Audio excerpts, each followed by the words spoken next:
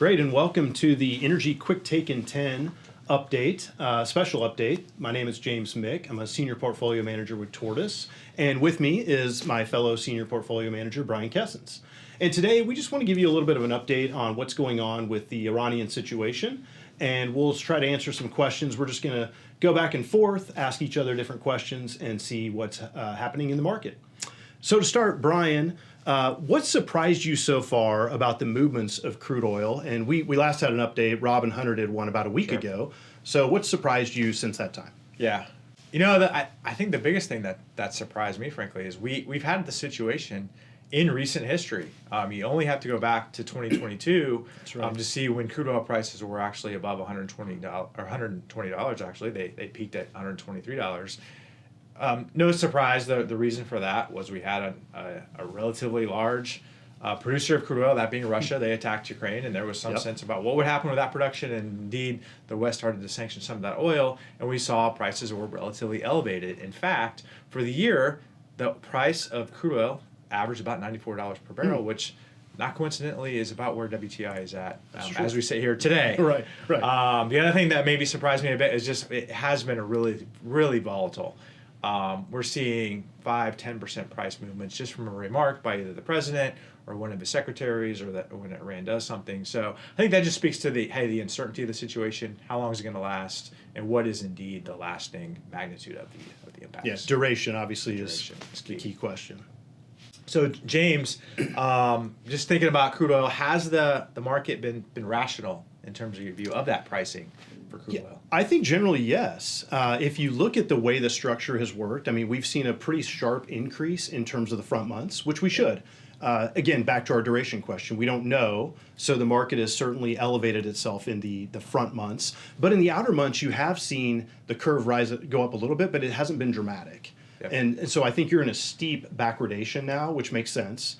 The magnitude of that backwardation in terms of the outer months, I think, is probably the biggest question.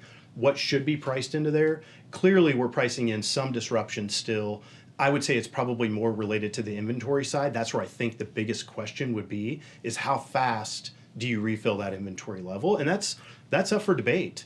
And certainly the duration will be the biggest impact of how long is the Strait of Hormuz closed? Well, that is going to dictate how much we're going to need, how much time we're going to need to refill all these inventory levels. Yeah, for sure. Along those same lines, Brian, what do you think will or should be, in terms of the price of oil, in terms of a geopolitical risk premium? What should be embedded in there as we move forward? That's a great question as we think about it, because we've always talked about this supposed geopolitical risk premium. What happens going forward? I think it actually is going to depend. If the current Iranian regime continues to be in place and a bit unfriendly toward the West, I think we're going to see a geopolitical risk premium. I'll call it 5% going forward. Some of the increase that you just talked about in the forward curve has to be because we've got to refill some inventories. Right. But some of that increase as well is probably from an enduring geopolitical risk premium. And if anything, as well as before, we were always like, theoretically, maybe the Strait could be closed. Could they actually do it? Yeah. What would the U.S. Navy do in this situation? Here we are. They have laid some mines, maybe not. Maybe they haven't done anything except they've just threatened any ship that might do it, and that threat is enough to essentially close it. So it's actually, from their perspective, pretty easy to close it. So that speaks to maybe a bigger geopolitical risk premium than we had before.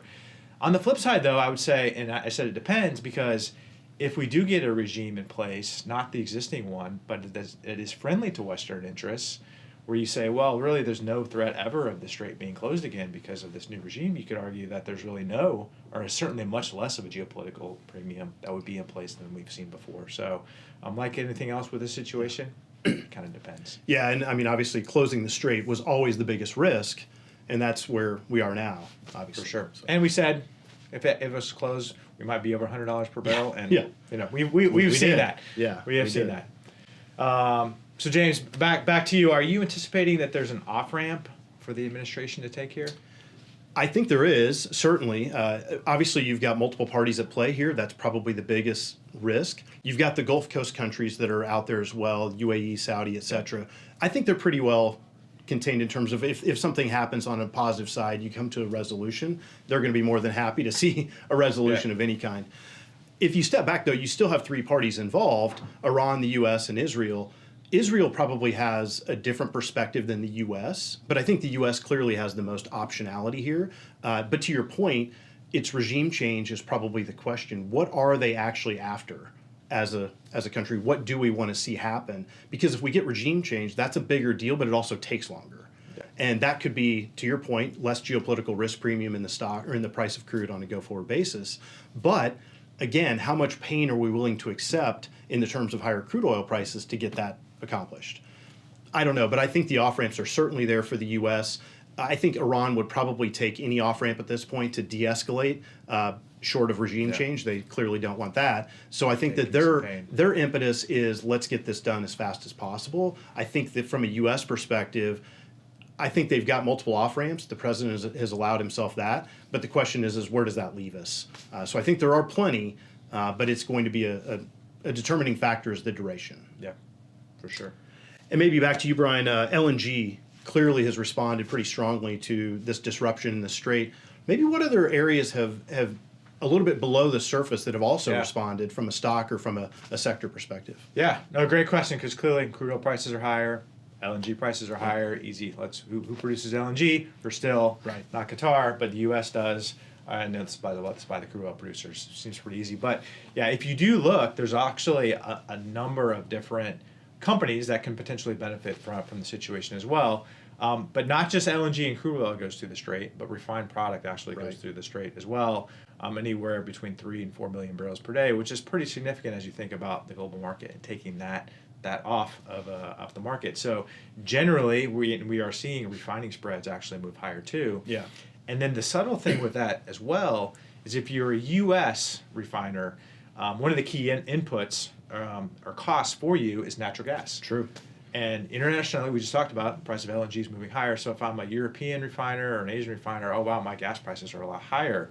Hence, the crack spread has to move higher to accommodate But not in that. the U.S. But not in the U.S. Yeah. Not in the U.S. Our gas prices are relatively flat from where they were. Still driven by the weather here, getting out of winter, but still driven by the weather. We're at roughly $3 per MMBTU. So the U.S. has a significant competitive advantage relative to their international peers as it relates to the refining and making that much more from a crack spread to the extent that they're able to export. So I would expect the U.S. refiners along the Gulf Coast maximize production, export as much as they can actually get on the water. And then the other thing that I think is interesting is the petrochemical industry. We don't talk a lot about it, but another derivative, if you will, goes through a process where you can apply some heat and pressure to an energy commodity and make something else like plastics associated with it. And there's a lot of LPGs, ethane or propane, and naphtha that are the key inputs into the petrochemical complex as well. And if you were relying on the Middle Eastern volumes for your petchem, well, you're a bit out of luck here. So that provides an opportunity for anyone else that can continue to operate like the U.S. petrochemical companies in this environment. And the other thing is it depends a bit on what you're actually cracking.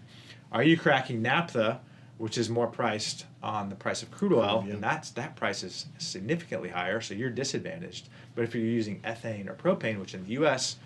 we have an abundance of, if you're able to use that, your margins are that much higher. So again, you kind of come back to the U.S. competitive advantage for feedstock refining and the petrochemical industry. So anyway, those are two areas I haven't seen a lot talked about yet. Eventually, maybe we'll get there, but a couple areas overlooked that I think there's some opportunity in. Great. James, maybe back to you. Any areas the market has overlooked? Yeah, I think the biggest component would be spare capacity. And I've talked a lot about spare capacity on webinars and podcasts and stuff. And I think the market is complacent, frankly.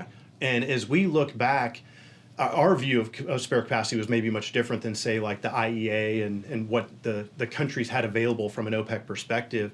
In our view, I think Saudi Arabia is probably the only country that has any real spare capacity to it. And that's maybe it's 1 million barrels a day. If they're at 10, could they produce 11? Yes. Can they go to the 12.2 that they claim? Probably not for any extended period of time. And so I think that spare capacity issue is a big deal that the market got complacent on. And I think as we look forward, my view and my hope is that the market realizes that we probably need more spare capacity. Just having Saudi or just having a little bit from the UAE is simply not enough. We need more spare capacity. And I think that'll be a change that hopefully comes out of this whole situation. That's by the way, after we go back and refill all the inventories that we're going to be draining. Last question that I have for you, Brian, is it was just recently announced, I think this morning, we've got the IEA, or a group of countries on the OECD side, going to release 400 million barrels. What impact does that have on the overall market, and how beneficial can that be, given that we've got a pretty big outage in the Strait right now? Yeah. You know, I think it's definitely helpful. It's a step in the right direction. Yeah. If nothing else, it shows that the West or the OECD countries are recognizing, hey, there's certainly a big situation here with our oil supply. Let's help out. Let's try to do something with it. And this is frankly why the strategic petroleum reserves were put in place to begin with. We had a similar situation, if you will, with the Arab oil embargo in the 70s. And after that, we built some inventory. So I think it's helpful, certainly needed to happen. Yet at the same time, you mentioned 400 million barrels. Seems like a lot. But if you think that 20 million barrels is disrupted on a daily basis, that 400 million is aggregate, maybe a month. Maybe a month at best is all that's going to replace. What is beyond that? And then to your other comment about spare capacity, this is just what we have in spare. These are the emergency stocks. You use 400 million here, you have to use another one. Then you're really getting into a situation that becomes even that much more interesting. Yeah, and I think worldwide we're looking at 1.2 billion in strategic petroleum reserve. So it can help, but to your point, it's not going to solve everything, right? We're not going to completely change the scope of that. But what it may do is it may give the Trump administration, time to achieve the objectives that they want to achieve. So maybe that kind of goes to our questions around duration. That's ultimately what we're all looking at here, is what is the duration of this. For sure. The key question. As we absolutely. sit here today. So thank you very much for joining us. Hopefully it was beneficial for you.